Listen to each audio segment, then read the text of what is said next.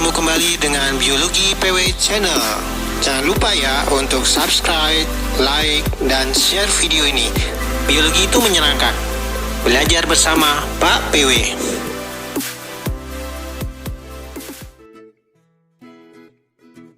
Ya, oke, baik. Ini yang tahapan terakhir dari sistem respirasi aerob, yaitu adalah sistem transfer elektron. Ya, sekali lagi untuk sistem transfer elektron itu kita punya modal seperti ini ya. 10 NADH yang dihasilkan dari mana? Dihasilkan dari glikolisis sebanyak 2, kemudian DO2 dan siklus Krebs berapa? 6. Ya, akibatnya jadi 10 kan? Kemudian 2 FADH ini dihasilkan dari siklus Krebs saja. Ya. Jadi ini dihasilkan dari siklus Krebs saja. Dia setara dengan 4 ATP. Ya, kemudian ini 30 ATP. Nah, waktu itu kan sudah saya kasih tahu ya, 1 NADH itu sama dengan 3 ATP ya. Atau setara gitu ya. Kalau yang FADH itu setara dengan 2 ATP saja. Kenapa ini lebih sedikit? Karena kan masuknya melalui jalur yang berbeda ya. Yang 10 NADH itu ada masuk melalui enzim tertentu dulu, reduktase gitu ya. Kemudian dia bisa masuk, sehingga otomatis H positif yang dihasilkan lebih banyak. Ini terkait dengan H positif ya. H positifnya lebih banyak gitu. Ya, lebih banyak dari sini. Ya, yang FADH, maka ATP-nya juga yang dihasilkan lebih banyak. Dan transfer elektron ini terjadi di membran dalam mitokondria atau kristal mitokondria. Kita tahu gambar mitokondria itu kan lekukannya begini ya. Ya. Kemudian ada kompartemen dalamnya, nah seperti ini. Jadi lekukan-lekukan ini yang digunakan untuk proses mentransfer elektron. Sama seperti namanya, yang namanya transfer elektron berarti elektronnya yang berpindah-pindah. Ya, elektronnya berpindah-pindah dari mana ke mana, dari protein satu ke protein yang lain, atau dari enzim satu ke enzim yang lain. Ya, jadi totalnya bisa dibilang kalau glikolisis 2 ATP, siklus Krebs itu hanya menghasilkan 2 ATP ya. Kemudian transfer elektron ini yang banyak, yaitu 34 ATP. Oke, nah ini kemarin sepertinya sudah saya tunjukkan ya sistem transfer elektron itu. Jadi pada prinsipnya dia hanya melewatkan kompleks protein ini ya. Oke.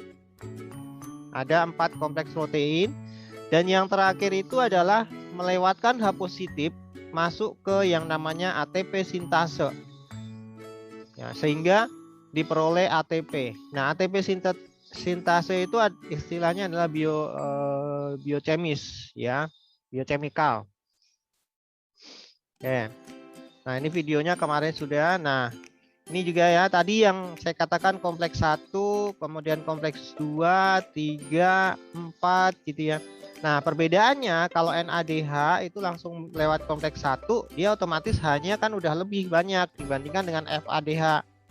FADH itu dari kompleks 2 baru bisa menghasilkan ini. H positifnya di kompleks 3 dan 4 nih. Berarti kan H positif yang dihasilkan lebih sedikit kan? Ya. Nah, kemudian H positif yang di sini itu nanti akan masuk karena kan gradien konsentrasinya lebih tinggi. Ya.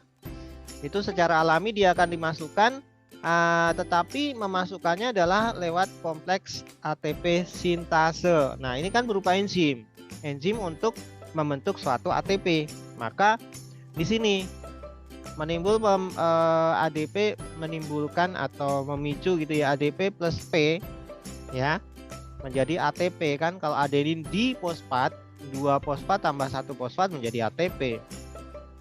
Nah, sedangkan elektronnya itu akan mengenai ini O, sehingga akan memicu bergabungnya H+ menjadi H2O ya. Jadi hasil akhirnya adalah H2O. Nah, ini kompleks protein yang dilalui ya. ada kubiquinon gitu ya. Kemudian sitokromnya ada sitokrom C, sitokrom A, sitokrom A3. Nah, sampai yang terakhir adalah elektron itu akan diterima oleh O2 sehingga dihasilkan H2O. Nah, yang ini juga. Jadi ini kompleks protein yang pertama ya. H positif lewat keluar gitu ya. Kemudian atau disebutnya kompleks pertama itu adalah NADH reduktase. Kemudian lanjut ke kubiquinon ya. Terus kompleks protein sitokrom reduktase keluar lagi. Lalu masuk ke sitokrom C ya. Kemudian di sitokrom oksidase ini keluar lagi 1, berarti kan 3. Lalu dia akan masuk ke sini ya. Karena kalau di sini udah banyak H+, berarti kan konsentrasinya sangat tinggi ya.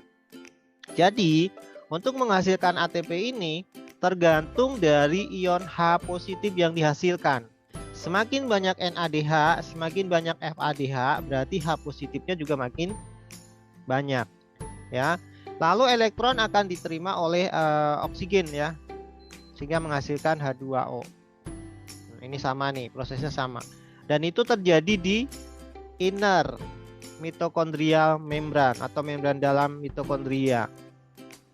Ya, jadi melewatkan H positif atau mentransfer H positif keluar masuk membran. Ya, dari matriks mitokondria. Matriks mitokondria kan di sini terjadi siklus Krebs. Nah, kemudian menuju intermembran space, lalu dimasukkan lagi.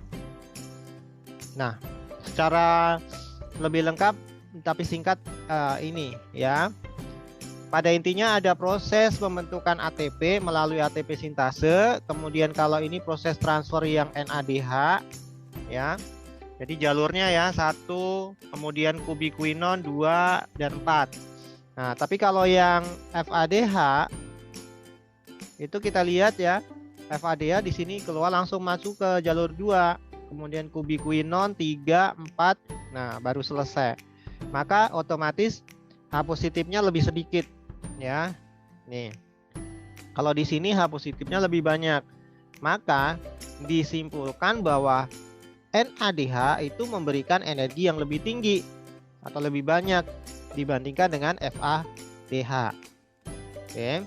Jadi total ATP yang dihasilkan dari sistem transfer elektron itu berasal dari jumlah NADH dan FADH. Nah, nanti kalau kamu disuruh menghitung jumlah ATP, tolong diperhatikan yang dipecah itu berapa molekul glukosa. Nanti tinggal dikalikan saja, ya. Nah, ini juga kan sama sebenarnya. Ini adalah membrannya. Kemudian ini adalah space matriks, di sini matriksnya, matriks mitokondria. Sedangkan luarnya ini adalah intermembran space. Sini sitoplasma. Nah, ini membran luar ya. Oke.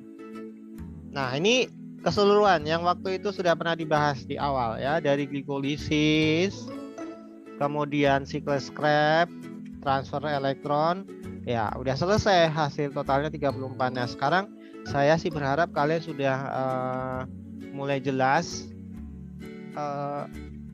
apa itu prosesnya ya, respirasi secara aerob. Oke. Ya, sampai sini apakah ada pertanyaan?